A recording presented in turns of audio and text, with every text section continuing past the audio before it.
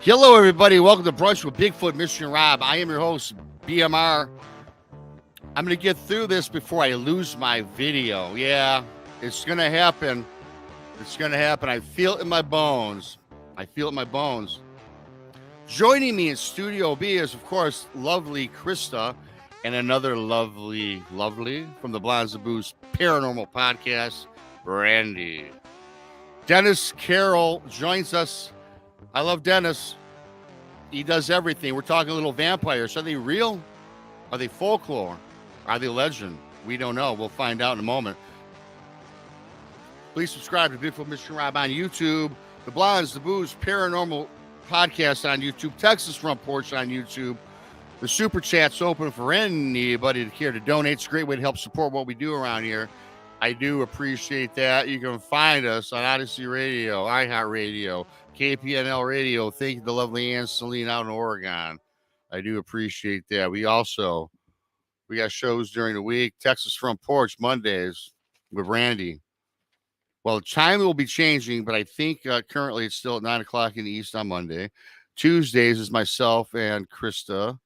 Well, it will be KRISTA. It's text. Again, we have scheduling updates to make a little bit later, but Tuesdays is beyond BMR 9 o'clock in the East. Wednesdays, Diva Dimension on Texas Front Porch. Thursday, Brunch with Bigfoot, Michigan Rob, 1 o'clock in the East. Fridays and Thursday night tonight, the Blondes, the Booze, the Paranormal Podcast, 9 in the East. If you need a little more woo with the Booze, the Blondes, the Booze, and the Woo, they come on Friday nights as well, 9 in the East. Saturday, Texas Front Porch, Infamous Minds, 3 o'clock in the East. Check out Tex. I had to rush through that because I don't know how long my video is going to roll out. So I'm going to get started with this great show. Thanks for everybody for coming on in. And I do have to make mention, thank you to everybody that's bought my book. Bigfoot, Michigan Rob presents True Cryptid Encounters, Book 1. I got to ask you guys, I just found out, analytics is a part of sales. It's a part of YouTube sales. It's a part of everyday life nowadays. So those of you that bought it, you're going to be getting an email from Amazon. And it's going to ask you to leave a review. Now, right now, I'm currently got a 5-star rating out of 5. And I got 15 reviews. Now, they said, Amazon told me when I hit 50 reviews on Amazon, they will start promoting the book even more. So I'm finding out that's very important. So those of you that have bought the book, those of you that plan to buy it in the future, please leave a review. And you don't have to give 5 stars. You don't have to write a glowing review. Just do something, because that will help good old BMR in his endeavor in this new passion of mine, I guess I should say, writing books. Enough of me. I'm going to bring up my fabulous young ladies. KRISTA. Hey, everybody. The lovely Brandy. Hi, Brandy. Hi, KRISTA. Hi, KRISTA. Hi, Hello. Brandy. I always have to put you guys, back and forth. Because as I always say, I love you both equally. You're my 2 gals, my 2 blondes, right? Yep. So, we got a great show tonight. And what's been going on? Today it's so weird here in my state. It's 79 degrees and humid. And as much as I love the summer, I'm ready just for it to be like 58. How's it down in Missouri? Well, the weather is in the 70s until Saturday. Then we drop. Then you drop. Yeah. So. Yeah. And dramatically drop. Yeah. So. Like I think next week, like one of the lows is going to be like 22 or something here. Mm-hmm. Yeah, I heard that too. And it's Halloween coming up. And then, of course, right after Halloween, you're going to find the Christmas songs already going to invade the radio, and all that good stuff. Because that always happens. They want to sell. Yeah. Buy. Which, it is what it is. I can go with that, I guess, Right. But now I already said Christmas, right? Jeez. This is kind of a Halloween special. We have Dennis Carroll. He's an author, a researcher, demonologist. I mean, the guy is into everything. Cryptid, paranormal, wrote several books. He's got several YouTube shows, podcasts, which Dennis, I do have the links, and I need the links after the show to promote you a little bit. But with that being said, we're talking vampires, fact, fiction, folklore. I happen to believe they do exist, and I'm not talking about energy vampires, but I've said enough. I'm going to bring up Dennis Carroll. Hello, Dennis. Good afternoon, everybody. Hello. Hey. You know, Dennis, welcome to the show. You're fastly becoming on this show a fan favorite. Wherever you go, you get a nice draw, because I tell you, Dennis, I've met you maybe a year or so ago. You've done a Christmas special, you've done a Halloween special, and you and I have talked. And what I love about you, you know a lot about everything. You've got great insight into everything paranormal, cryptid, and beyond. And for those who don't know you, really quickly, you can give us a brief bio. I mean, how you've come across all this strangeness in your world today. Well, I've been involved in the paranormal research, investigation, and all that for, I guess, now 55 plus years. Yes, I'm old as dirt. And it's been a fascinating journey. I've gone down a lot of dark roads in the paranormal that leads into cryptozoology, demonology, the occult, things of the supernatural. The list goes on and on. Earth lights, earth anomalies. I love the great mysteries of the world. They're fascinating to me. And one day we will all become part of that mystery. I like that Latin saying, omnia exuit in mysterium. All things end in mystery. And that's what we'll go into, definitely. But I've always been fascinated my entire life. I can't remember a time when I wasn't fascinated by the supernatural and the paranormal. And I've had many experiences over the years, because I wasn't didn't go out to have those experiences. But that's the way the paranormal works. It blindsides you sometimes. You can never expect what it's going to do. Mm-hmm. You know. But there's so many different fascinating subjects, and it never gets old. Right. I'm a doctor of metaphysics. I'm a parapsychologist, old school ways. I'm a minister, retired law enforcement. I won't get into all this stuff, but that's some of it. Okay. You are a jack of all trades. Yes. I try. Yeah. In my when I did my advertisement or my promo, I put on Facebook and all that, I put the master of the Macabre. Yep. Oh, okay. Well, there we go. There you go. And that kind Since of Vincent Price isn't around anymore, I'll take his mantle. Definitely. yeah, you know, and Yeah. Vincent Price again. You know, I got to tell you, going back, you mentioned Vincent Price, going back to the, excuse me, Lon Chaney, Boris Karloff, Bela Lugosi, Vincent Price. I was young back then, and that's how I got started on monsters, right, through my father and watching the old black and whites. And of course, as a kid, you know, your parents always tell you monsters don't exist, right? And they do that for a reason, because they don't want you having nightmares, which I had anyways. And let me ask, before we get into the vampires today, do you think that's a that's fallacy? that's the interesting thing, Rob. Yeah, you put your finger right on it. You put your finger on it. Okay, we are the monsters. Okay, we grew up with the monsters. You know, like you're talking about the very famous classic monsters, and I love those old movies. They're like paintings come to life. They're art. You know, moving art. But we are the monsters, and I think that's what fascinates us with things like vampires and all that. They look like us. Yeah. They act like us. They are us. You know, that's the way that goes.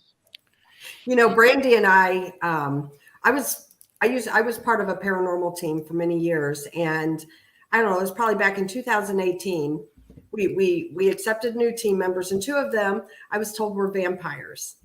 And that, honestly, I'm like, what the heck? You know, I mean, kind of like, that's just not right, you know? And meeting these people, I have since learned it's a lifestyle. And I mean, they're nice people. You know, we're still actually friends with them today. Brandy and I are. And they're not the kind that drinks the blood. You know, I know, because we've asked a lot of questions about, you know, their lifestyle and what they do. But I do know there are some out there that do drink blood.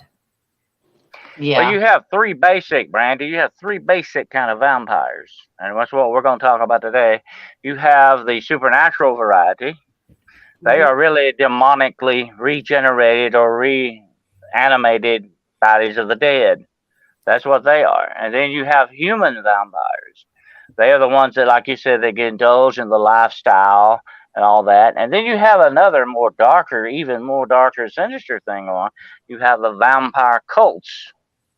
They're Mhm. very much like the satanic cults and the dark witchcraft cults that you hear about. You have the vampire cults, and they're the most dangerous, really. Um, the people that indulge in the lifestyle are more like an offshoot of the goth thing, you know. Mhm. They're deep into that. They venerate the vamp. They love that. I think they're the romantic part of it is what appeals to them, you know, Right. in that respect.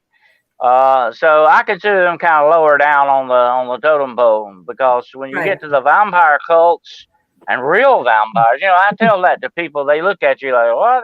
You know, what's wrong with you?" There are such things as vampires, Absolutely. without a doubt, and they're not what Hollywood has painted them to be. Mhm. Okay, we got to a lot of times when it comes to the paranormal and supernatural, we have to put Hollywood aside. Okay, Yep. although Hollywood writers and script writers do their research in folklore, they usually turn it to the way they want it to go. I love pure folklore. That's what I go to because it has indicators and clues of what you want to find. Mhm. And I tell everybody that's interested in the paranormal, whether it's spiritual research, I don't like to say ghost hunting because that's been done to death. I call it spiritual research. That's what it Mhm. basically is. Anybody interested in that, you need to study folklore too, okay? Because Okay. it will enhance you so much. Well, let me ask you too about folklore. I believe this, and I talked to Neoma Finn. She was on last week, the other day, and we were talking a little bit about folklore, and we came to the conclusion that, and this has always been my opinion, that there is an element of truth behind all folklore. Is there not? I mean, Mhm. these stories, people make up stories. We all understand that, but when it comes back to the folklore of werewolves, vampires, Bigfoot, it doesn't matter. There's an element of truth, I believe, to all of this stuff, Dennis. Oh, that's my favorite quote goes with that, Rob. Every legend and myth known to mankind is not without its authentic foundation. Hmm. There's that truth there that it's built upon. That's what you look for in Yeah. folklore. You know, you have to kind of peel away the onion, the legend, and all that, the superstition, and get to the truth, the center. No, I agree That's very 100%. important. Uh-huh. So when you go back and you Uh, talk about, let's just start. We're doing vampire show. It's Halloween, the spirit of Halloween. A lot of this is for just for entertainment, but a lot of it is for, I don't want to use that word fact. Okay. Everyone says you say fact, that means you're an expert, right? No one's experts here. Study it for Mhm. sure. But Dracula. Now, Mhm. again, Vlad the Impaler, I get Bram Stoker used a lot of that into his book. But the folklore of the vampire, let's say Dracula, do you think that actually was something that did exist? Or do you think that's more of a demonic thing that does happen? well, I have some friends in Romania, and if you talk to them about Dracula, he's a national hero. Okay, he's kind of like George Washington over Yeah. there. Mhm. Okay, Mhm. because he saved their country. He was a hero in that respect. He's a folk hero too, to that respect.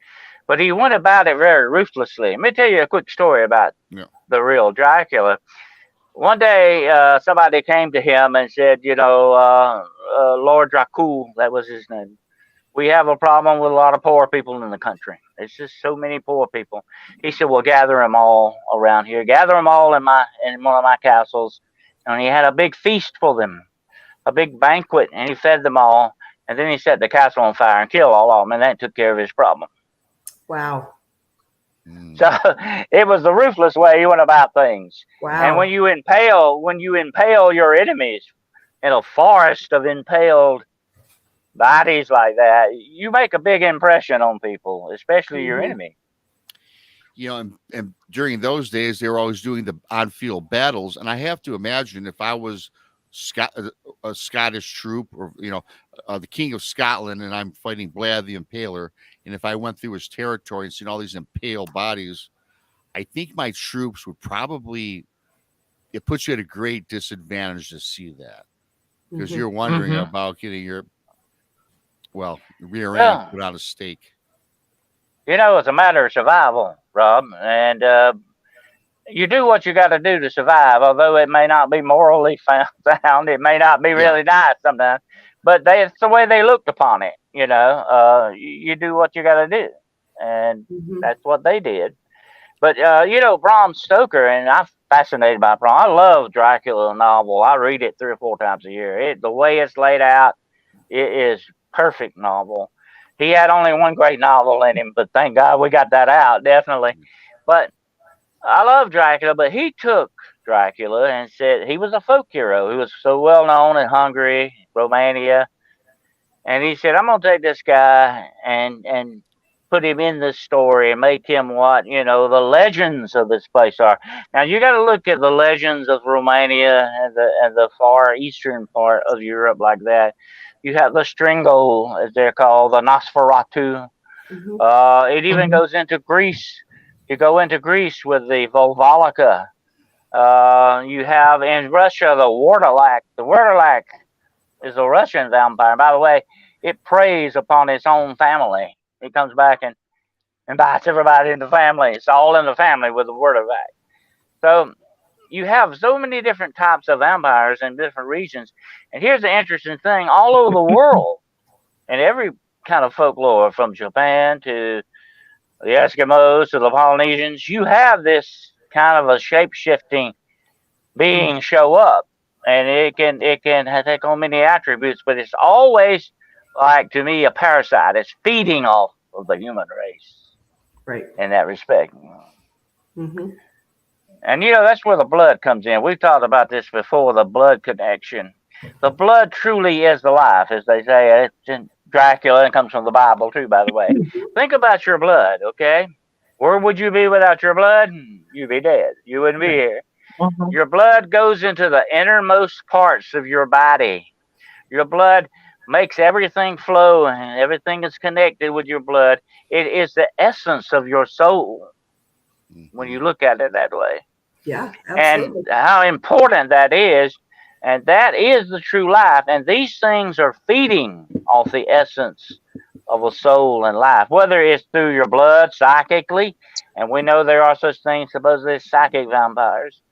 Whether they feed ever how they feed, and there are emotional vampires too, by the way. They can feed off of your emotions.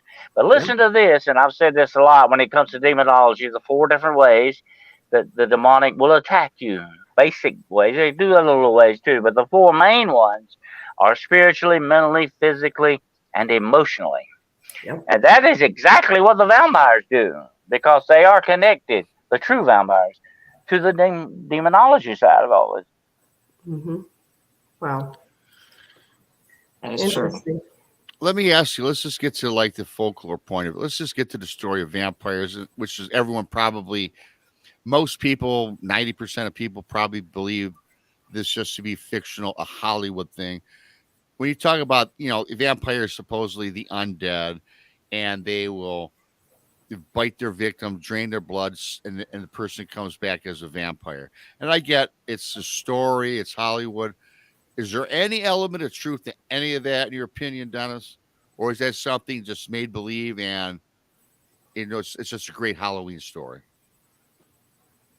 I believe there is that definite element of truth in it, in some of this stuff, because I have seen what the demonic can do. I have seen demons with my own eyes. They are real. They do exist. I've had people argue with me about that, but I know what I've seen, okay? And it wasn't hallucinations. I wasn't on drugs. I'm not mentally ill. I saw what I saw, and I saw their effects of it. You know, it's one thing to know that the wind exists. You can't see it, but you can see what it does. And you go by what the effects of these things are. And, you know, when you go back into history, look at the many things people did to make sure that some people wouldn't come back.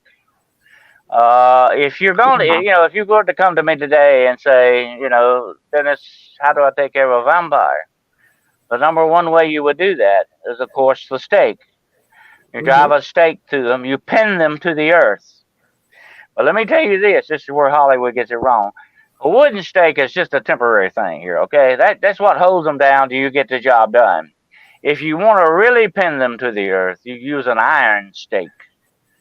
Because iron against evil is very strong, okay? Yep. And people knew that. And when you open a lot of these graves today, and I've dabbled in archaeology in my time, archaeologists will tell you they find these iron stakes through the body. They know what they're there for, okay? They're there to make sure you don't come back.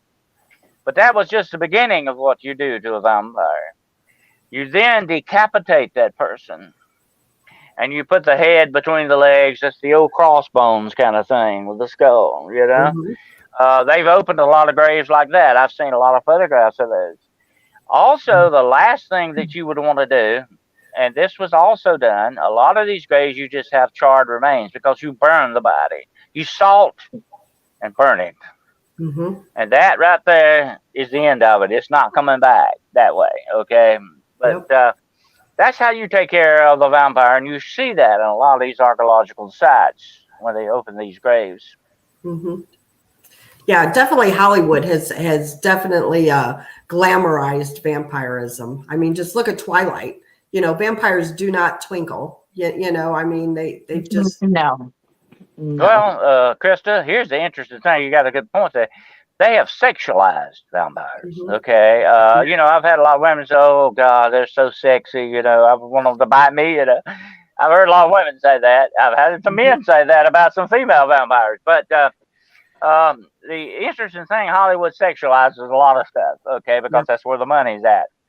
But I think Bram Stoker's a little bit responsible for that because in Dracula, he has a power, especially over one certain woman. He has power over women, okay? And some people consider that sexy. Some people consider that romantic in a way. Not too much power, but a little bit to make it very enticing. And that's the way the vampire works. Let me tell you this about the vampire.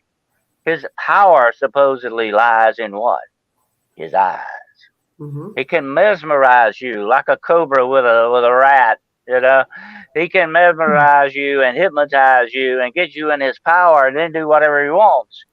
Look how many times we've seen that in the Hollywood movies. So they love that because that sexualizes the vampire. He comes in the bedroom. We're at the bedroom. He comes in there and he bites the woman in the neck. He has that power over her. It's a sexual thing going on here. That's what it is. What I want to add to that is I don't think it's actually just started in recent years making these vampires look, you know, just amazing and put it into the sexual genre. I think that if we take it back even further to Bela Lugosi, you know, when he first came out with that film in 1931, okay, you know, of course, he's a Hungarian. He was close to Romania. He's heard the stories. He's done this. But even before that, he was doing Bram Stoker's adaptation in a play on Broadway for a few years before that. So he had all this time to learn to be this way and to hone his skill on being Dracula and figuring out what works and what doesn't. And you know, even to go back to that film, it displays the fact that he is this masculine entity and taking control of women. So I mean, I think it started way back then with that adaptation. But again, with what you said, Dennis, Bram Stoker, if you go back, Brandy, if you go back and look into the deep history of vampires, take the vampire of Groglin Range, by the way, if you're not familiar with that, you need to look it up. It's a fascinating story. It predates Dracula by a long ways, okay? Right. But if you look at the vampires in folklore and history and all that, they're bad things. They're evil things. People didn't sexualize them then. They weren't something sexy they got in your house with something terrible. You didn't want it around you. That's what Hollywood did, see. That's the Hollywood. When I say that's part of the Hollywood stuff we got to put aside because they have romanticized the vampire. And like I said, the true supernatural vampire is a demonic entity. Right. you would not want it in your house. And that's why you have to invite it in, by the way. Let me tell you a quick thing about that. I've done thousands of location exorcisms over the years. In order for me to have authority in a certain location, when I first go in, I have to be invited in. I tell people, invite me in, because that gives me authority. Yep. That gives me the ability to do what I need to do to help you, with your situation. And it can be vice versa with evil. Do not invite evil in your house, because then you give it power over you. And that's part of a vampire thing. But it is demonical. It is very demonical in that respect. The true vampire, not the Hollywood. How But, common? Right. It is a shapeshifter, though. It can supposedly turn into a mist. It might even turn into a bat. That's not very prevalent in folklore with a bat. Okay, that's Hollywood. But it could do that. It could basically, it's talked about being able to turn into a horde of rats or a wolf, and you got a little crossover with the werewolf there, which is another fascinating thing in folklore. But you have a demonic shape-shifting thing going on here, and that's what makes the very supernatural vampire so dangerous. Absolutely. Yeah, well, Absolutely. even going, like you said, even going back to Bram Stoker and his rendition of the story, he says that he can shapeshift into a bat or a mist, or yeah, exactly. Yeah, so I agree with that 100%. And that is the premier power of the demonic. They can shapeshift. If somebody asked me one time, if you could have a superpower, Dennis, what would it be? I said, I'd love to shapeshift. That would be great. If you could shapeshift and look like anything you wanted to, you have some great power there. And these things have that. And that's what makes them so very dangerous and so very diabolical in their outlook. They you could be dealing with something that you don't know what it really is. And that's the way with a vampire. Listen about the vampire. He can appear to look like us. Okay, you might pass a vampire on the street and never know it. That it's a vampire. Yeah. I actually met one. Yeah. I met one time, and I'm gonna talk about that in a little bit. But I met one. But I had a very interesting case. Let me tell you this right quick. I had a lady come to me, a young lady come to me. She was very distraught, and somebody recommended her to me. They'd see me on a TV show or something, and she said, "You need to go talk to this guy." And here's what her story was. She said, "My mother passed away about 3 weeks ago," and said, "My mother and I, we never got along. We didn't get along at all. And my mother was a very bad, malevolent person. She was just controlling and just, well, she talked about it was downright evil, almost, the way she did things." And said, "My mother had one last request. She was dying. And she had one last request that she be buried in her wedding dress." And I thought it was remarkable she could still fit in her wedding dress. Okay. Yeah, And so she had her buried in her wedding dress, and she said the wedding dress she described to me was like more like a bedroom gown. It was a very long gown, very white, beautiful gown. So she did, being a dutiful daughter, she buried her mother that way. She gave her the last request. She said, "Here's where the problem starts. Soon after my mother was buried, she started coming back to me in a dream. Wow. Night after night, the same dream. She would come to my window, my bedroom window, and tap on the window and say, 'Let me in.'" Okay. Well, that's freaky enough. Okay. And I said, "That's very bad." I didn't like the sound of it because it sounded very diabolical. And she said, "I believe that my mother," she never mentioned the word vampire. I never said vampire. Okay. But this sounded very much like a vampire visitation. So I said, and she was very distraught, and I felt very sorry for her, I said, "Well, let me do what I can do, and here's what I'll do. I will stake out," and this is not a pun, okay? "I will stake out this cemetery where your her mother was buried in an above-ground vault, in a mausoleum. I said, I will stake this cemetery out for next week and see if I see anything, okay? And because if you do that, you should be able to catch the vampire leaving, going in, or coming back to its resting place." So I did that for 7 long nights, all alone. I staked out this cemetery, vampire stakeout, okay? And vampire stakeout. Vampire stakeout. And About the third night, I'm sitting out there in this cemetery alone. I mean, it's very dark in this one. I see something white moving among the tombstones out there, you know. So I immediately got up and started in the direction of what it was. Mhm. And I was kind of going from tombstone to tombstone, to sneak up on it to see what this was, because it was going towards that tomb, you know, that mausoleum. And when I got around to it and faced it, it was a big white dog. Okay, a big dog. And I said, of all the places it would show up, and it would be white. Okay. He was a solid white dog. I think he was sort of like a German Shepherd mix or something. I don't know what he was, but he was very friendly, kind of. And but here's the interesting thing about it. It was almost, and I thought about this later. It didn't occur to me at the time, but later I thought, well, maybe this was some kind of a distraction. Mm-hmm. Well, you know, in the middle of the night, this dog shows up out of nowhere, and it distracted me from watching that tomb. I wondered about that, you know. But Well, the dog finally also, went that away. makes The sense. dog, yeah, I was the going to say dog that finally makes went sense. away. Yeah, the dog went away, and I, you know, I continued to stake out for the next week. Nothing happened. So I went back and I told the young girl, I said, look, I don't think, you know, she's coming back the way you think she is, but here's what we're going to do. We're going to have a little service at her mausoleum. I will anoint, you know, her vault with holy oil. We'll say a little prayer, and we'll make sure that she doesn't come back anymore to bother you in your dreams. Mm-hmm. You know, and we did that, and I think everything settled down after that. And she was a happy camper. But that was a very interesting vampire type thing happened to me. Well, here's my thing too about the dog is that maybe, you know, it was a distraction to you. However, you know, as you said, the demonic vampires need to be invited in. So maybe, you know, you saw this dog, maybe had you felt sorry for this dog and took it home or something, could that have been a way of it, you know what I mean, tricking you? Yeah. You know? That's a possibility, you know. But like I said, it could have also been a guardian for me. It could have been a protection, you know.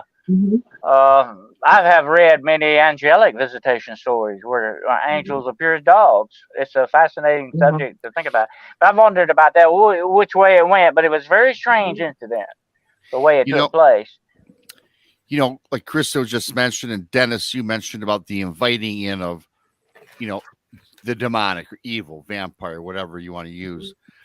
And I got to ask you, this might sound like a dumb question, but it got to me thinking, and this question was actually posed to me a couple months ago. You know how we all have the welcome mat, and you go up to the front or back door, and it says welcome, and it's facing straight up toward heaven, right? Okay, I get it. We all have one.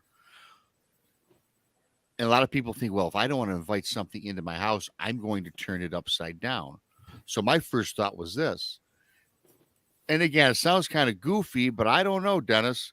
If you turn that welcome mat downwards toward hell, isn't that worse than having it face up? What's your thoughts on that one? I would leave the mat alone, actually, to tell you the truth. Here's the big thing about the invitation, Rob. You got to verbally invite them in. Okay. And you got to open the door. I've had a lot of cases where people say they'd be sitting at home and there's a knock on the door, and they go, open the door. I said, don't do that. Because they open the door sometimes, there's nothing there. But is there something there? You just can't see it. Yeah. Don't open that door. Be very careful about what you invite into your house and into your life. Because I have seen it take very detrimental effect on a lot of people. Yep. whether they meant to do it or not. You know, you got to be very careful. And correct me if I'm wrong. You've had some, not to change the subject of vampires, but this is kind of all the same subject matter.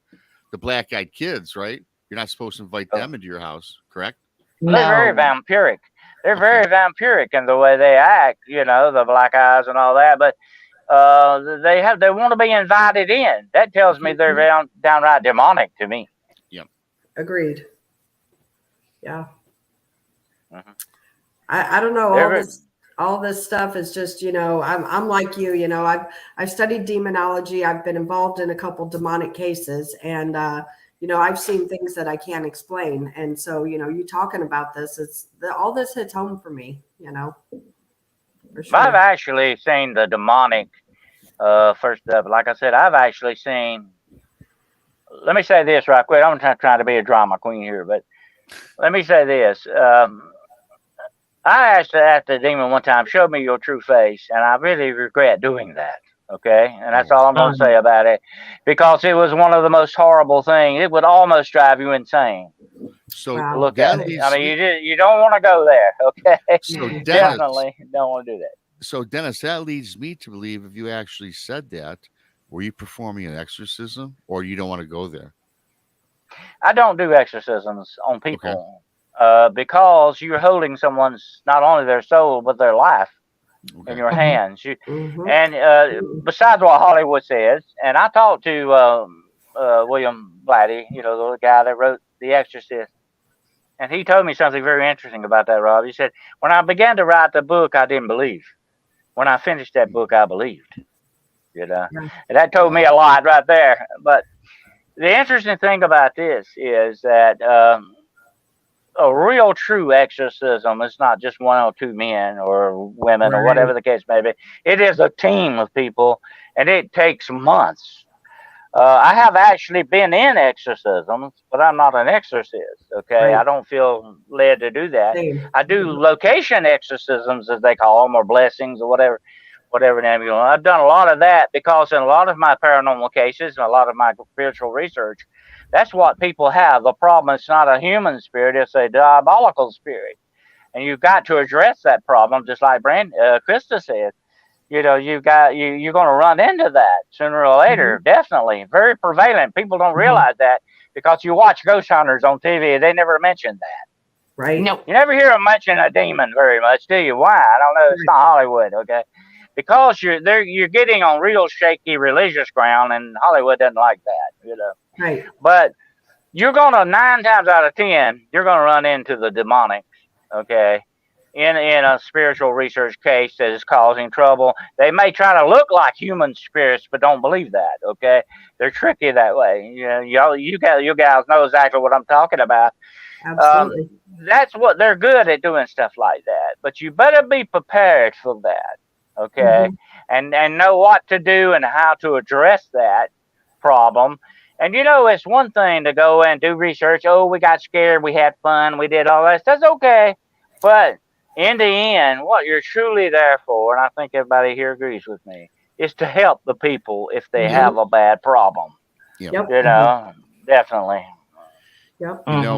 We often hear about vampires being like Pennsylvania or Transylvania, Wallachia, Romania, all the legends. But here in the United States, Dennis, you hear a lot about vampirism taking place. I think the number one state here, I'm not going to talk about Hollywood, but would be Louisiana. Louisiana, New Orleans. Yep. Yeah, it'd be Louisiana. Well, every major city in the world has a vampire. Has a vampire population. Like they said, there's the other 2 categories we talked about, not just the supernatural, but the human vampires and the vampire cults. They're everywhere, okay, in that respect, especially in large cities. When I ran into the vampire that I'm going to tell you about, this was in the city of Charleston, South Carolina. I live in South Carolina, and I've investigated in Charleston many, many times. Fascinating city. One of the most haunted cities in the world, okay? Maybe my second pick would be New Orleans, definitely.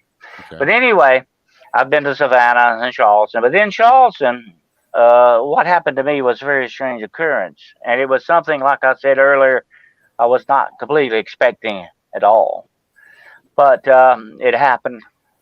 But I was in one of the older cemeteries in downtown Charleston. I'll tell you while I was there. I was looking actually for the grave of one of the signers of the Declaration of Independence. He's supposed to be buried there somewhere. And I'm a big history buff. I like stuff. History and paranormal, they go together. You can't have one without the other. And this is a very old cemetery. I mean, it had graves dating back to the 1600s, okay? We're talking about pirate territory. I've investigated a lot of pirate stuff down there, too. Anyway, I'm looking around this cemetery, and I'll set the scene for you. It was a dark autumn day. I remember the leaves were off the trees.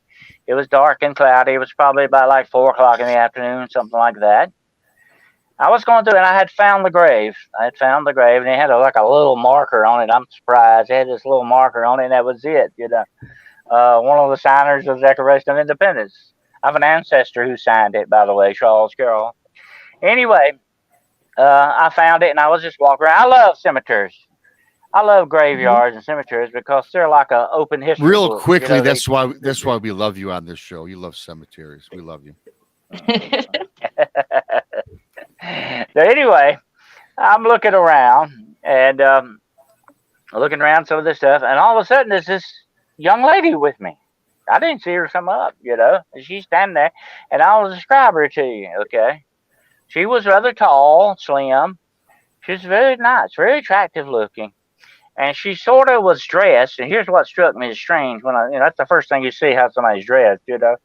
And she sort of had a mixture of modern and old dress about her.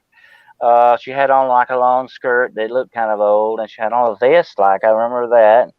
And I forget the blouse, but it was sort of like a blouse. It looked sort of like modern mix, modern and old, and a little goth. It had like a goth feel to it, you know. And I think some goth people look pretty good the way they do stuff. It's pretty good. Anyway, she was very pretty, and she's very pale. She had sort of long, I'm not going to say dark brown, but sort of medium brown hair. She had long brown hair. And here's the thing that struck me when I first, and you've been in this business long enough, you all know what I'm talking about. You get sensitive to things, okay? You pick up on stuff real quick. And when I got turned to speak with her, and I got a feeling that there's something was definitely not right here. Okay. There's something wrong with this situation. And I think the one thing that struck me looking back on afterwards was the fact that, you know, when you stand close to someone, and she was rather close to me, you pick up on the body heat, you know, especially on a cool day. You pick up on the body heat. I didn't get that, you know, and she put her hand out and shook my hand, okay? And here's another interesting thing. She didn't shake my hand like, you know, we do modern way now. She kind of took my hand, you know, and did it like that, kind of the old-fashioned way to shake hands, you know.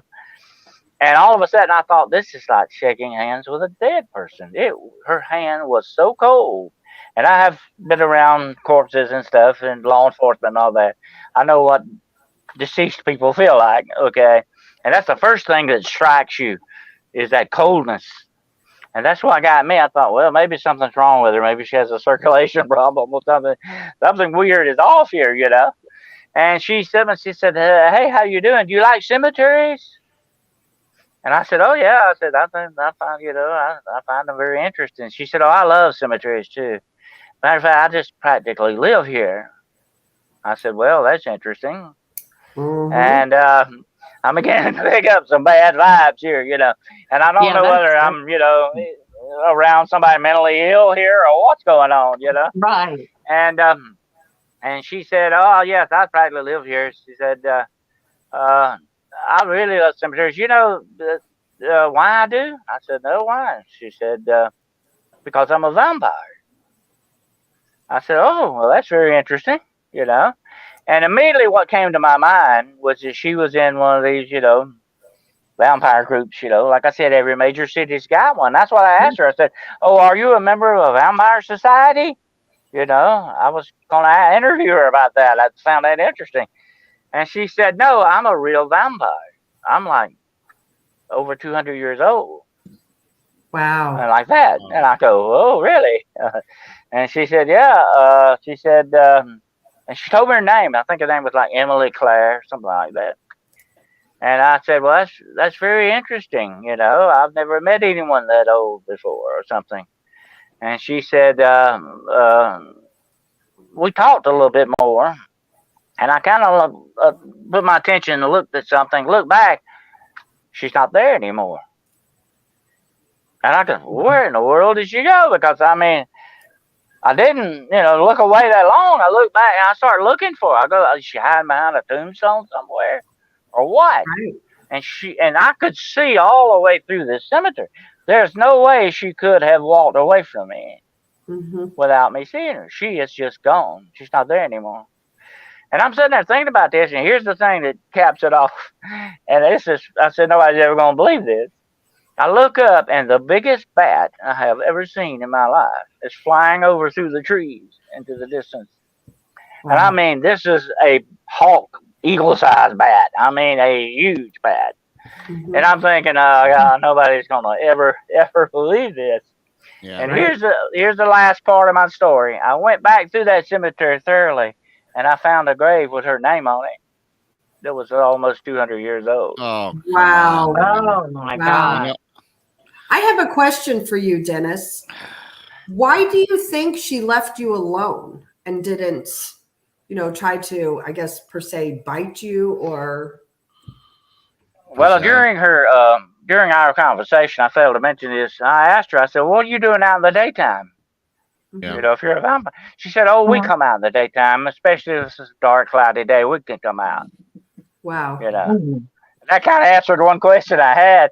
And I thought, well, maybe that's why if she was a true vampire, and I kind of feel like she was, but I don't know. The jury's Yeah. still out. She could have been that. She could have been, pulling my leg too.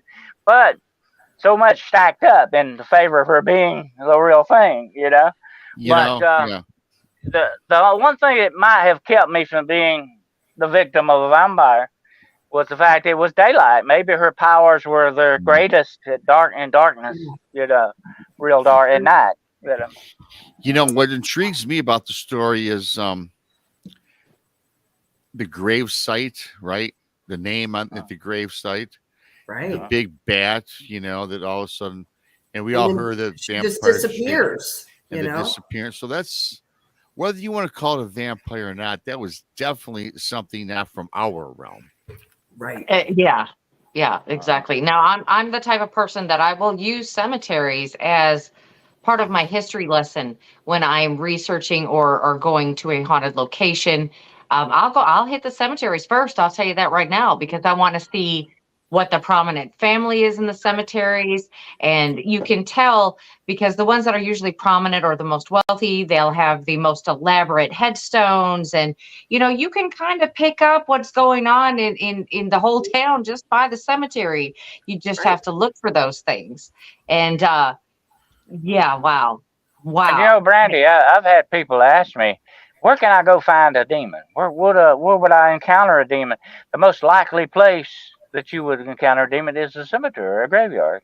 They love places of the dead, and so do vampires. Yep. They hang out there. That's their thing.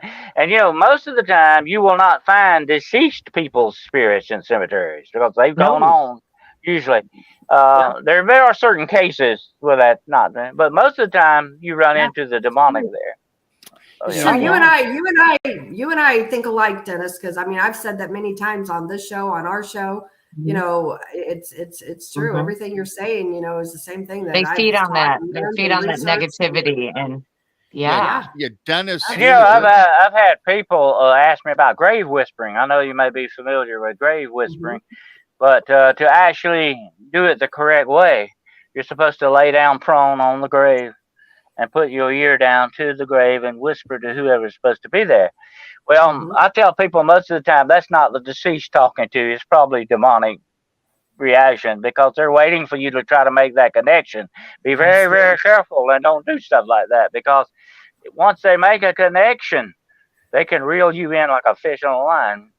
Yeah, they'll absolutely. be anything you want them to be. Mhm. Sticking on the subject of like the demonic and vampires and such, why is it, and this has been portrayed in the movies, but also I've watched actual priests about exorcisms and people being taken over by a demon. Why is this so important to get the name of a person, of the demon inside of a There is soul? a religious answer. There is a religious answer to that, Rob. If you go back to the Bible, it tells you that God knows your name from time immemorial. He knows who you are. So your name, your true name, is part of you. It's part of your destiny. It's sort of the tag attached to your soul. That's what you are. And if you have the power over someone, you get their name. That's why your reputation is so important. And I've talked to a lot of people, especially in our field of the paranormal. Guard your reputation implicitly. Yep. Your reputation is everything, especially when you go in a field like this. Be very careful, because that's part of your name. You know, my father once told me many years ago something that's always stuck with me. You can be born with nothing in this world, but you can't leave it with one thing, a good name. That's right. Mhm. Absolutely. Absolutely. So if you get the name of a demon, you've got power over them. Yep. Solomon knew this. King Solomon supposedly knew this. Jesus knew this. When he first approached the demon act in the Bible, he said, "Demon, tell me your name." And he said, "Our name is Legion." Well, he still didn't give them the exact name, because they know better than, they're not going to give you their real name. They're smart. They're not stupid. They're not going to give you the real name. They'll lie to you every time. Mhm. Right. And you know, and we got a minute before we have to go to break. But what is it? Is it just saying the prayers? Is it just being so diligent in getting the name from these demons? Because a lot of times they eventually give up their name. I guess. Anyways, in the movies and some of the true exorcist things that I've seen on like YouTube, why do they give up their name eventually after sometimes weeks, months, sometimes even years? Is it because of the power of the Lord? If you're continually preaching or praying at these demons, You wear them down, I think. You wear them down, and you put them in a corner they can't get out of. Eventually, you will get results. That's the way that works, I think, sometimes. Absolutely. Yeah, I think so too. You know, they eventually break because they can't hear Yeah. the love and whatever Jesus, the Lord, whatever your belief is, brings. With that being said, we got Dennis Carroll on Hunting the Shadows. Subscribe on YouTube. He's got a lot of things going on YouTube. He's an author, podcaster. He's got it all going on. We got to come up on our 5-minute break for those of you joining. So don't go anywhere. Grab a pop, bag of chips, whatever it is you want to do. Grab some coffee. We'll be back in 5 minutes with Dennis Carroll and the girls.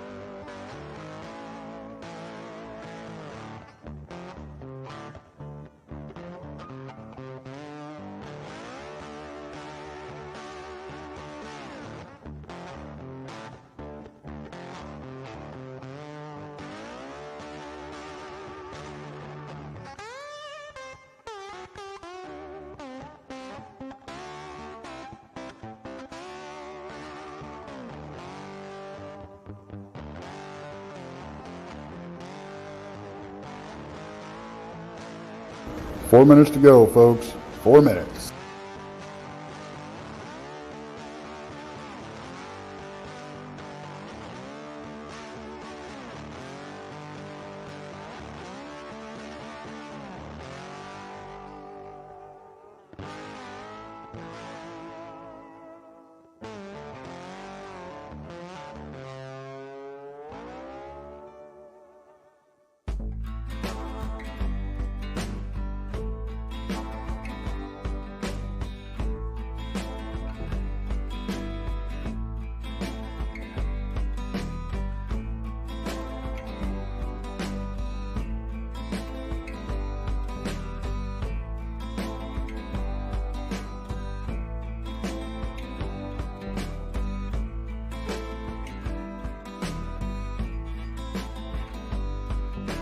Three minutes. We're almost there.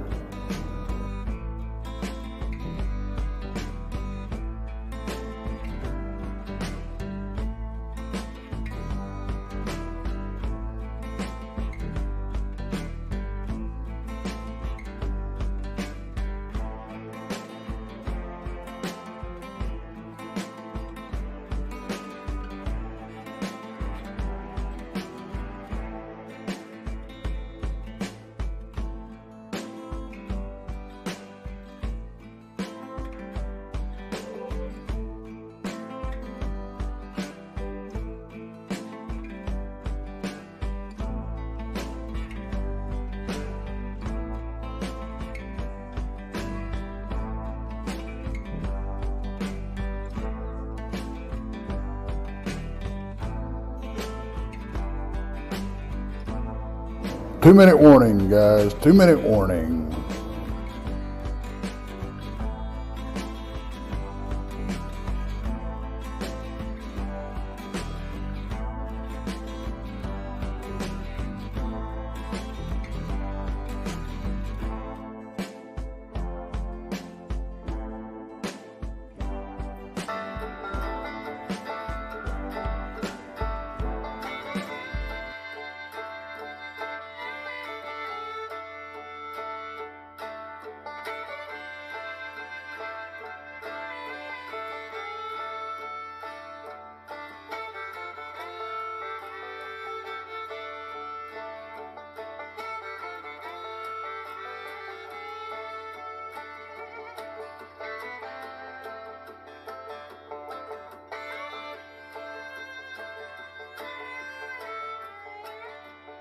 One minute. 1 minute.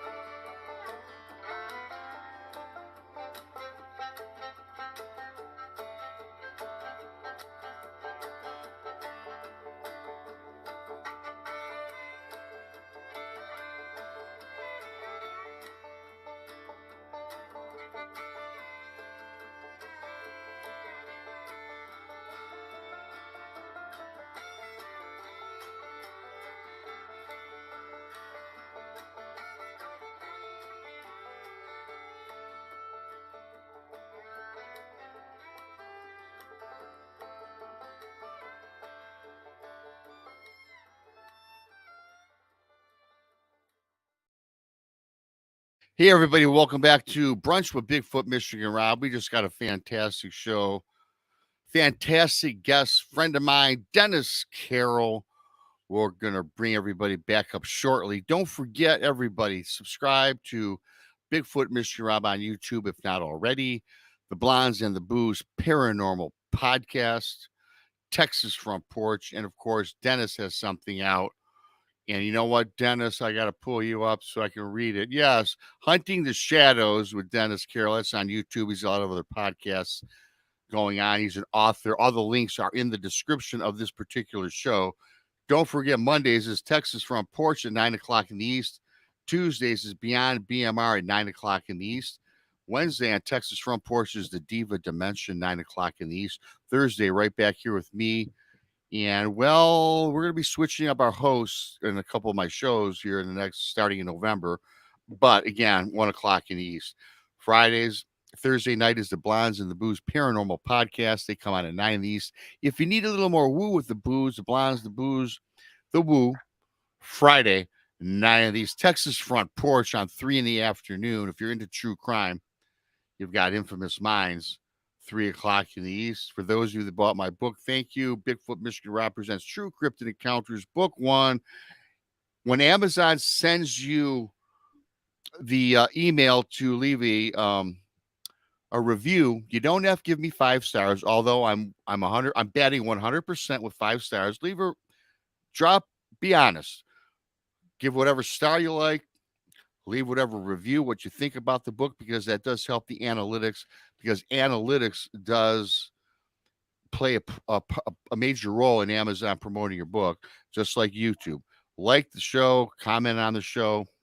I do appreciate that. Also, the super chat's open for those who like to contribute today for that. So I do appreciate that. Thank you ever so much. And I am going to bring up KRISTA. She's looking at her phone. I'll make sure she's ready to roll here. And we got Brandy. Hello, everybody. No, I have the show pulled up on my phone, so I can reach out. Well, I know. I just wanted to make sure you were, good to go. Yep. Make sure you're ready with your smiling face. And I'm here with bells on today. Yeah, you're with bells and my buddy Brandy as well. I got my 2 girls, my favorite blondes in the world, joining me. Yeah, we got a treat today having Brandy with us. Yeah, we do have it's the trick or treat special. Yeah. Yes. There we go. Yeah, it's a treat. It's a treat. And Okay. Dennis, we got 3 blondes. And it looks like you're not gray yet. You still got some blonde flowing. Well, a little blonde, yes, sir. Yes. A little snow. Yeah, a little bit of snow on the roof. I got more on the front of the house here. Okay. You know, it's all good. Yeah, absolutely, Dennis. You look good. Look good. You know, Yeah. so we're talking about vampires, talking about paranormal demons and things of that nature. What's the scariest thing? And you're involved with all this. I mean, we could go. This show could be 5 hours long, right? That's why I like to break it up. Have you on every 3 months or so. Thank you for coming on when I ask you. So it is Halloween. We'll keep it kind of, paranormal-ish. What's one of the scariest adventures, investigations, or encounters you've had? It could be anything: paranormal, demonic, cryptid. What's something that you had to sit back and say, "Wow, Dennis," to yourself, this is out of the world. This is scary. Well, I said Fear and I parted company a long time ago. Okay, there's nothing really that scares me that bad. I mean, to me, it's not that scary because I know a little bit. Here's the thing about fear. Okay, Rob. Yes. H.P. Lovecraft said that the greatest fear of all is the fear of the unknown. But once the unknown becomes known, it's not quite as fearful anymore. You got a handle on it, kind of, I think the girls know what I'm talking about, too. You kind of get a handle on it.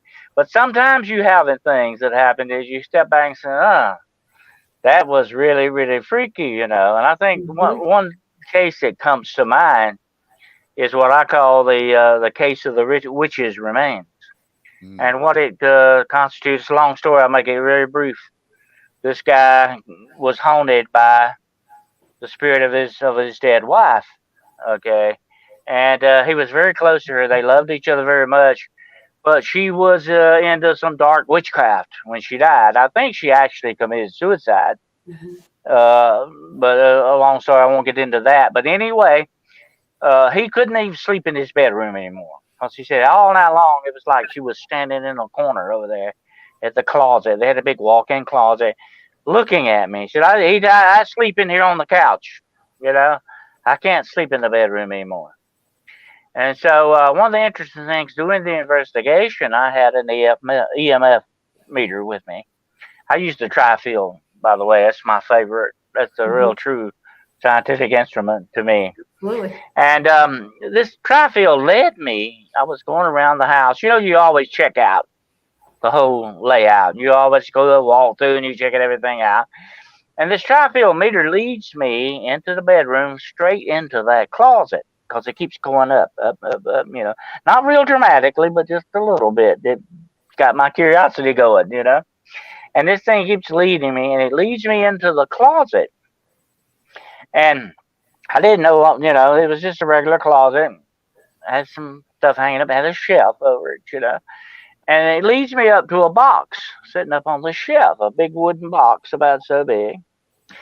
So I said, well, what's in that? Because I checked. I went around the other wall. There's no receptacle. There's no breaker box. There's nothing to make this, meter do this, okay? And so I go ask the guy. I say, I've had some very interesting readings in your bedroom. I said, by the way, what have you got in that big wooden box on the shelf in there? He said, oh, that's my wife's ashes. I go, oh, there's a moment there. Oh, okay. So I even had my secretary go to funeral homes and ask them, what's the process of putting the ashes in a container and all that? Is there anything that would be metallic in there, that would set off any of them? Nothing, There's no reason why this meter, but I go back in there and check it again. Sure enough, it's still doing that. So I take the box down, I set it on the floor, and I check the shelf. It goes down. It goes back to the box every time. So I go back and I tell the guy, I say, look, I know you loved your wife. You're very close, and you'll always have her memory. He had pictures of her everywhere. I said, take down some of these pictures and let her, put her ashes to rest, okay?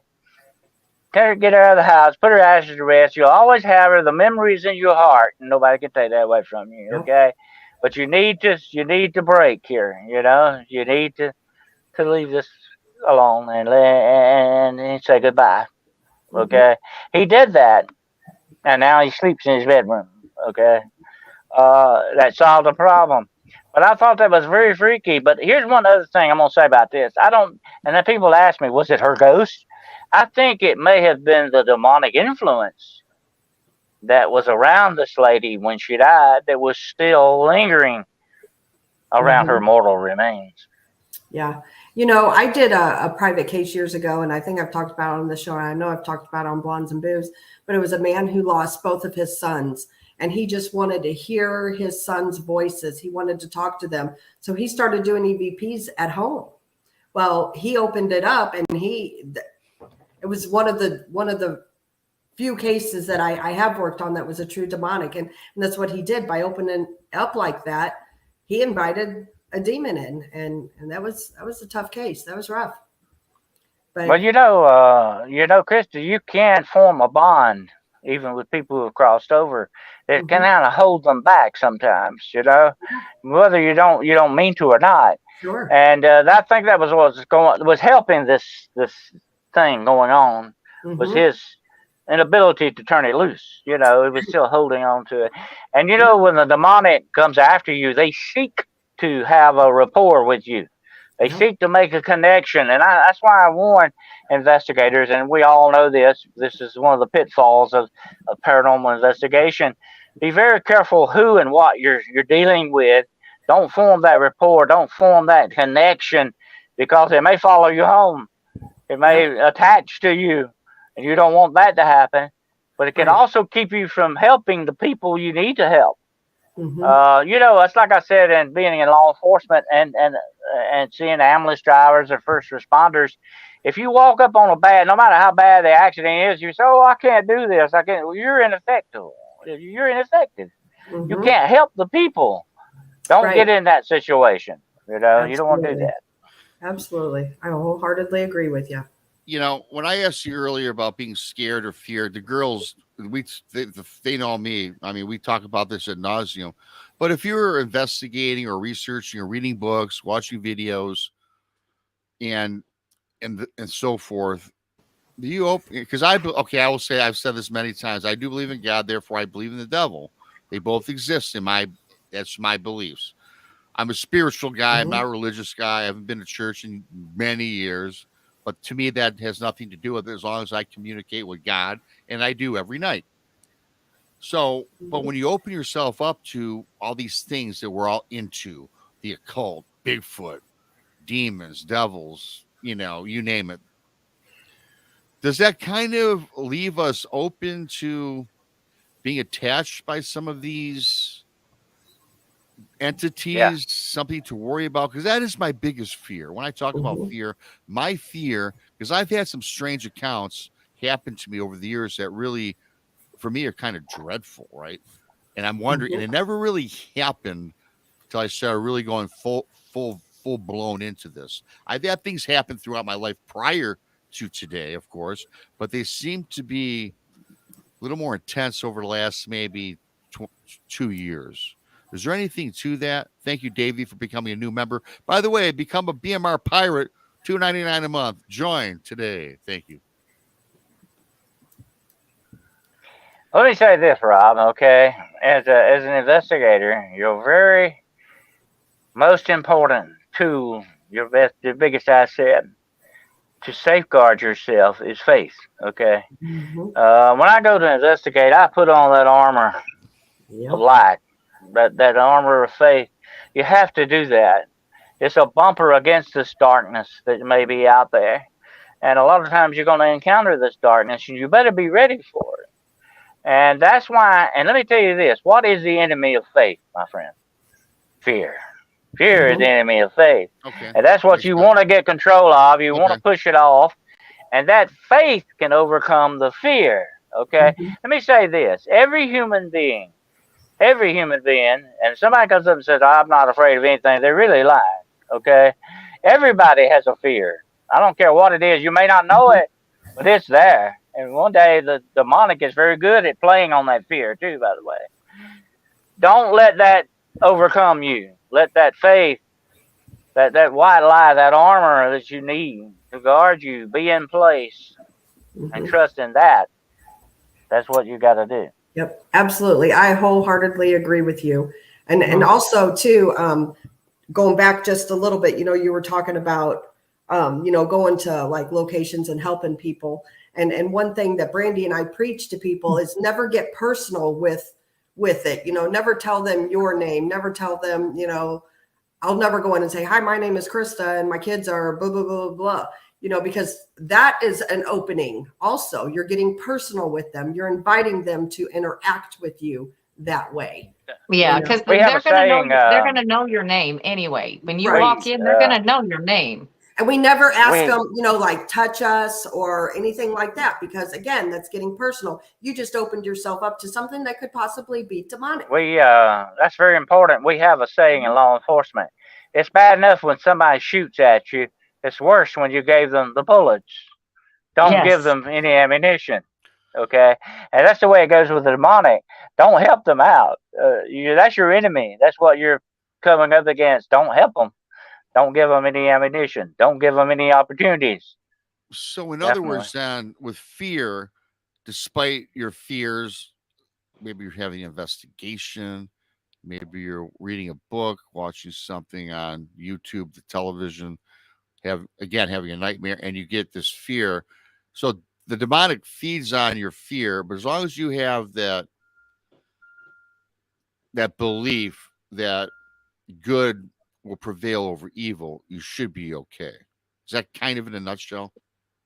Exactly. That faith says, well, I'm doing what I'm supposed to be doing in a good way. I'm trying to do the right thing here, like to help these people or solve this problem, whatever the situation is, or maybe just to gain more knowledge. You're doing your intentions. Yes. Or what the foundation of your faith rests upon. Okay. And they need to be good intentions. Yeah. They need to be worthwhile intentions. If you're there for the wrong intentions, you're going to fail eventually, one way or the other. Brandy and KRISTA are always talking to me about intentions. I learned that many months ago with them. But yeah, I agree 100%.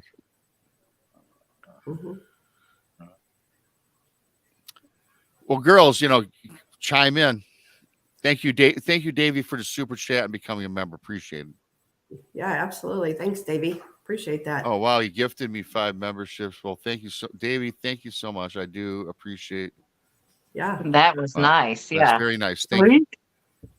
Yeah. Dennis, I know I've seen you on, a lot of other shows too. And, my passion is to help people and to help others, and I know you've mentioned, and even on this show, the Exorcist house. Well, it's less than 30 minutes for me. And, where all that took place and the hospital, where the actual ended up being the actual final exorcism had taken place, and it's people don't realize too, when they go out and they do ghost hunting, they watch all these TV shows, and the TVs, make it glamorous that all these things are happening and everybody leaves there and everybody's okay. They're not showing you behind the scenes that a lot of times you're sitting there with nothing happening. And you're also sitting there, sometimes people do take attachments home. Sometimes, they're not showing a lot of the feelings and things that happen. Would you agree to a lot of that? Like for somebody who's just interested in doing this, getting into it, what is your advice to them? Well, I've mentored a lot of groups over the years. I've had my own groups at one time or another, and I've mentored a lot. And the thing I warn them about is, if you go into a place, don't go in with your opinion. Okay, so I think it's it, or I think it's that. I look upon an investigation. When I first got into investigation, I went to this before I got into law enforcement. I went to law enforcement to learn the investigative techniques that you need to do. And to this day, I still look upon whatever the situation is like a crime scene. And the one thing you do when you go into a crime scene, you kind of become Sherlock Holmes. You let it talk to you. You let it tell you what's going on here. And the same thing goes with investigation. I wrote a book about that called Beyond the Shadows, a field guide to the paranormal. And I tell people, whether it's cryptozoology, whatever kind of investigation you're engaging in, there are certain ways to go about it. but you do not want to shade your opinion. Don't go in with your ego thing, okay? You know, I used to tell groups, the number one thing you got to do, and a lot of the paranormal world, the cryptozoology and all this stuff, is now driven by ego and money. That's what it basically is. I don't want to get into that. I always tell them, hang your ego up outside somewhere before you come in, okay? Don't bring your ego in. We're certainly not in to make money, or we're definitely not rich in that respect. But don't let your ego trick you up. It will trip you up if you're not careful. Don't let that get in the way. Go into that place. I would not tell my members what was seen in that room or that location. I don't want to get that seated in their mind, because then they'll start looking for that. You understand what I'm saying? You got to go in without that predisposed idea, okay? And let that place talk to you. And you've got to become part of that environment. You've got to become part of that room. Let me tell you a quick hint, and I've had a lot of people come to me and say, oh, I investigated all night and nothing happened. Well, did you investigate the correct way? But now, like you said, KRISTA, every place you're going to go to is not haunted. You're not going to have a paranormal thing going on, even if there's stories about there. They may just be stories, legends and all. So you've got to, take it all with a big box of salt, not just a grain, but a box, and be very careful what you're doing. But the main focus is, and like I said this before about the ego and all this stuff, your main focus is, if it's not a historical thing, okay, if you're in a historical place investigation, that's a different thing. If you're there to help people, let that be your number one priority. That's what you got to do.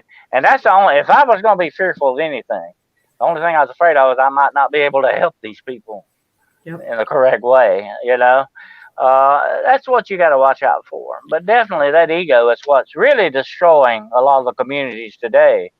And this ego and money-driven thing going on, and this infighting and name calling, and all this other stuff.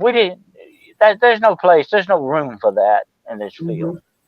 I would agree with that 100%. And for those joining a few minutes ago, you got to rewatch the show. We talked vampires, demons, and Dennis. In the spirit of Halloween, you got to hit one of my favorite topics. Vampires is number one for me, I have to admit.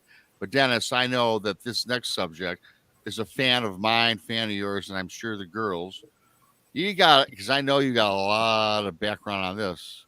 What's your take on werewolves? Now, I know there's werewolves, weremen, dogman. Again, what's going on?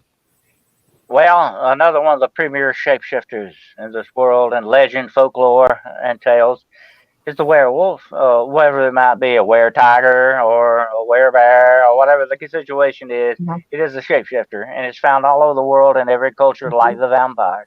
The vampire and the werewolf share a lot of similar attributes. They can be, like your next door neighbor can be a werewolf, and you never know it unless it's the night of the full moon. And that's another Hollywood thing. You don't need a full moon. You can true werewolves can change in daytime. They don't need the moon. They are attracted and tied to the moon in a mystical way, but they don't need the moon. A real true werewolf is a product of supernatural black magic. They put on a belt, they put on a pelt, it's a spell. It is an ascension in dark witchcraft that you can get this power to transform into whatever you want to transform into, whether it be a wolf or a black cat or a black panther.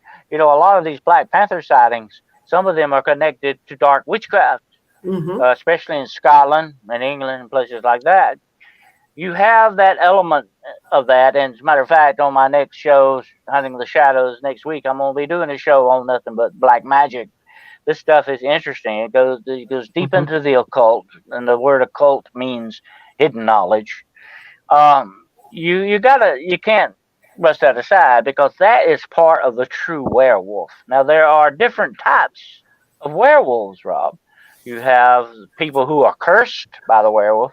They could either be bitten, or it's a family curse that passes down through there. But somewhere back in time, they made a deal with the devil, or they got into black magic, whatever the situation is, they got that curse put on them that way. Okay. That's another part of being a werewolf. But now, true werewolf, and you got to remember this, runs on 4 legs. It doesn't walk on 2 legs. Okay. And I've had a lot of people talk to me about the dog man. Oh, is that a werewolf?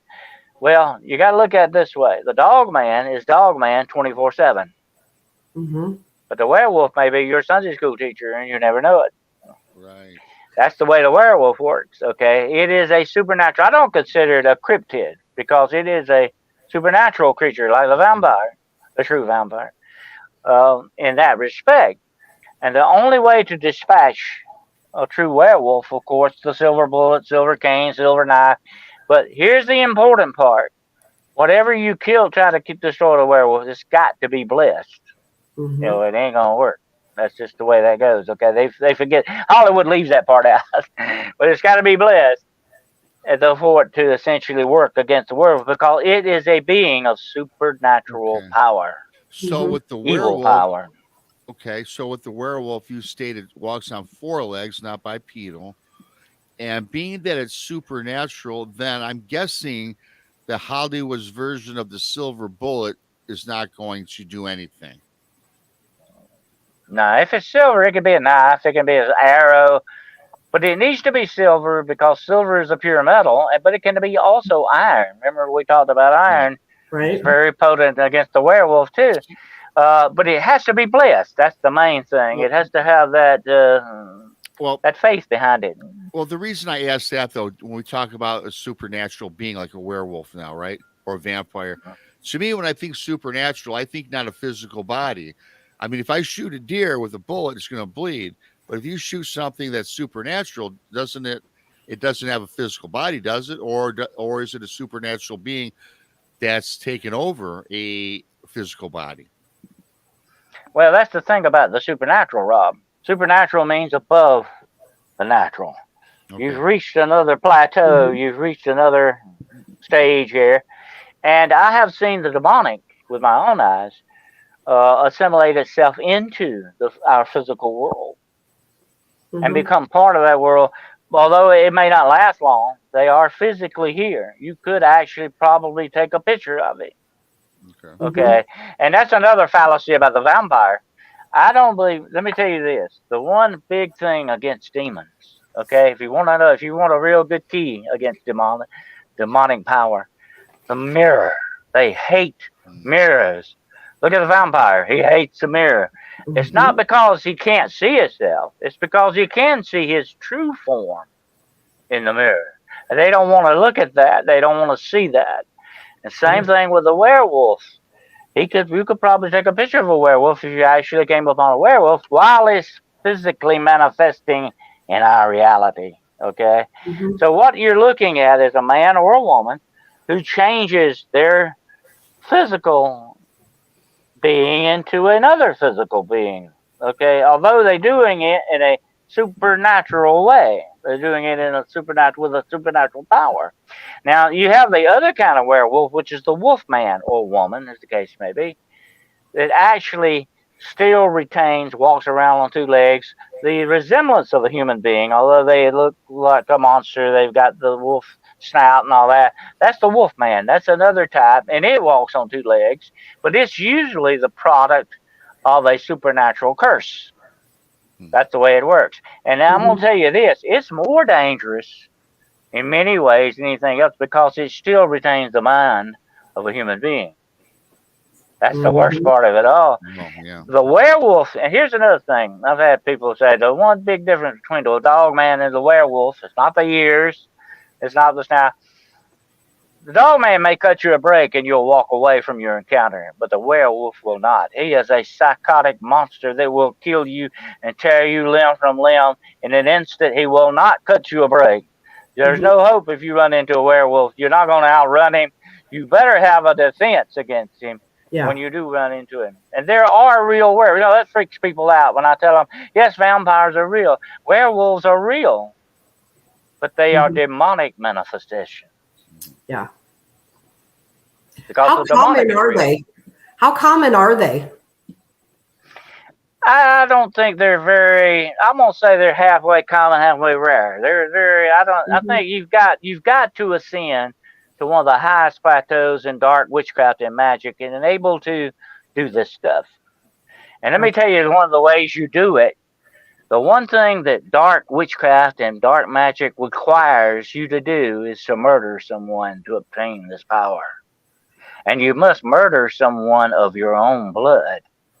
That means you kill your child or your brother or sister or mother or father. And a lot of times you see some of this happen, and I've seen this in law enforcement, happens in families, these killings in families that you hear about and all that, because they wipe their family out, because they obtain satanic power with this type of a murder. And the more power they get, the more able they have a supernatural power about them. That's how they ascend Right. in the world of black magic.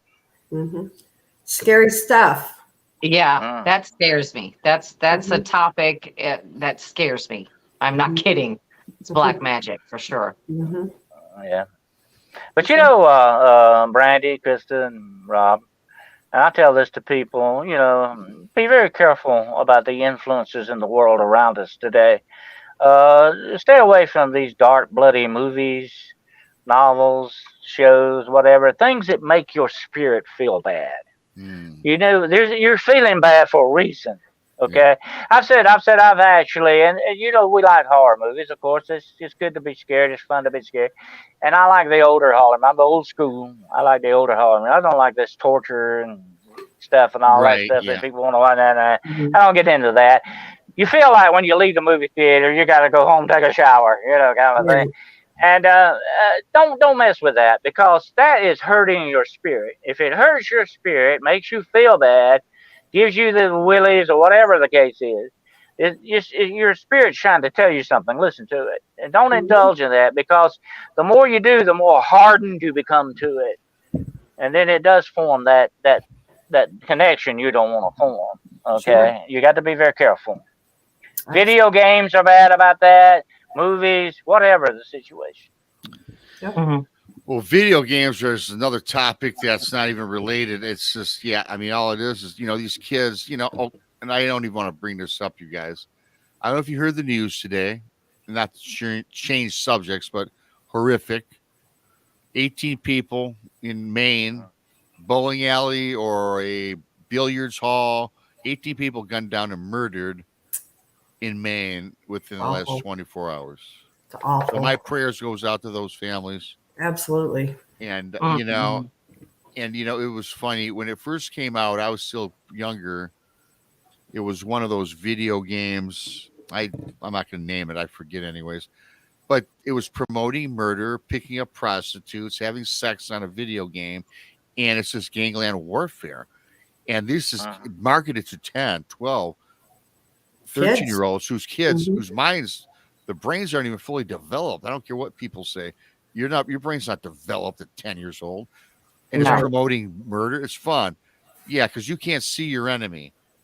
So these kids go into a mall and randomly spray a mall or a school with bullets. I'm sorry, I don't want to get into that. It's terrible. Well, Rob, that is very demonic. That is the way the demonic works. They want to desensitize you so that you, and I've said this, being in law enforcement, I've looked into people's eyes, and the eyes truly are the windows of the soul, okay? Without a doubt. Really quick, though, Frost Kid Games, I'm not blaming it on an effing game, okay? What I'm saying is these kids at 5 and 6 years old should not be privy to that.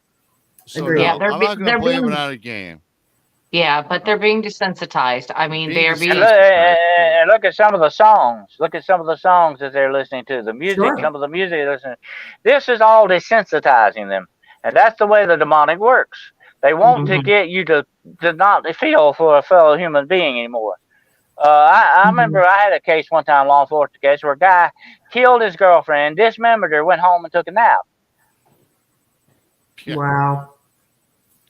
I mean, they have no feeling. It's like looking in the eyes of a shark. You look at the eyes of a shark. A shark's going to eat you up. It has no feeling for you. It's going to do what it does. And that's what these lost souls are walking around out there. And stuff like these shootings and all this. This is demonic, folks. Okay? There's no other name for it. That's what it is. Although human evil is always present, things can trigger human evil. We must always remember that. Yeah. Yeah, no, absolutely. It's quite a world we're living in today. Yeah, no doubt. Mhm. Yeah, I remember being a kid 5 years ago. Yeah, we still had serial killers. I always talk about the Michigan, Oakland County child murderer. Oh, and then we Mhm. had that. I was scared. I was petrified. I think Sure. I might even came across them, but we didn't have the things we have today. And evil is around us more than ever, Yep. I believe, anyway, because I was never, gosh, the things that happen now, I've never experienced until I hit my 40s, 30s, 40s, you know? And I think, what do you think, Dennis? Do you think the evil influence is more prevalent today than it was in the 50s, the 60s? Or is it something that was Absolutely. suppressed back then? Absolutely. You know, evil has one of the biggest quiver arrows in its quiver. It's the media. Okay. And Hollywood, of course, is part of that. Television, definitely. It brings out, like I said earlier at the beginning of this podcast, we are the monsters. If we're Yep. not careful, we can be the monsters. Okay. And that I think enhances it in our present day society. All this media influence and this stuff that's always constantly 24/7 going in us, it's going to have an effect upon us, and it's not a good effect. Okay, it's that's what's driving a lot of this stuff. Mhm. No, absolutely. And you know what, Dennis, we come up on the 90 plus minutes. This is a fantastic show. For those who Yeah. joined late, you Mhm. got to watch the replay because we talked a whole bunch of cool Yeah. stuff. This has been Vampires, fun. demons. Been a great show. Yeah. It was very good. And I didn't, want to turn I into enjoyed the, I didn't want to really make mention what happened today, but, things resonate and it comes out because we live in a day and age where evil is prevalent more so than when I remember being a 5, 6, 10-year-old. And that's too bad. But this was a great show. I want to thank Dennis Carroll. You can find him out. I'll let you tell everybody where they can find you, Dennis. Okay, well, my books are available on Amazon, Barnes and Noble. Just look it up by my name. I have three podcasts that I do weekly. One was the Grizzly Quiz, Sunday nights at 9 o'clock Eastern Standard Time, called Demonology Today, and we get into some very interesting topics. And then I have my other podcast, Hunting the Shadows. That's every Wednesday night at 9 o'clock Eastern Standard Time. And then I have started another podcast that is bi-monthly. I'm gonna have you on there definitely, Rob. Talk about For your new sure. book, I'd love to come on. and it's called Paranormal Point of View, POV, and we talk about books, magazines, stuff like that. And if anybody out there wants to reach me, tell me about something, ask questions or whatever, you can find me at my website, DennisWCarroll.com, or you can email me at DennisCarroll@gmail.com. I'm going to turn it over to the girls in just a minute what they've got going on. But before I do, I got to thank Davey Crotchkick for the super chat, becoming a BMR pirate and gifting 5 memberships. Davey, I've seen you around. Thanks for coming back in and joining That us. was awesome. I really, that's awesome. I do appreciate that. I appreciate each and everybody coming into the chat room and watching later. BMR does appreciate all you do, whether you donate or not. Mhm. As long as you're here and a subscriber and view us every Tuesday and Thursday, as long as you check out the Blondes and the Booze every Thursday and Friday and text on Monday, that's all we ask for, really. With that being said, girls, what you got going on tonight? We have Dana Stricker. She's a psychic medium, and she's coming on to talk about some of her paranormal encounters and experiences. Mm-hmm. So, and then tomorrow night we have Naoma Finn and my friend Kelly. We're going to talk about Ouija boards and puck wedgies. And then Saturday night we're doing a show, and we have Josh Turner from Paranormal Roundtable. Oh yeah, Josh Turner. I'll be on Josh's show Friday talking Awesome. talking about my book, and we'll be talking some creepy stuff as well. That'll be pretty cool. And Yeah. again, so thanks to everybody for joining, for watching. Dennis Carroll, it's always a treat. I'll probably have you back during A pleasure, my Christmas. friend. I'm gonna have you back during Christmas. We're talking a little Krampus again. Everybody likes their Krampus at Christmas time. Oh yeah, we'll get to do that definitely. We Christmas. may make that an annual Christmas tradition. Yeah, let's Definitely. do that. I love that. It was a great show last year, and we'll do it again this year for sure. So thank you, Dennis. Thank you, Brandy, for coming on in. KRISTA, everybody in chat. Until next time, I am Bigfoot Michigan Rob, and we officially are out. See y'all.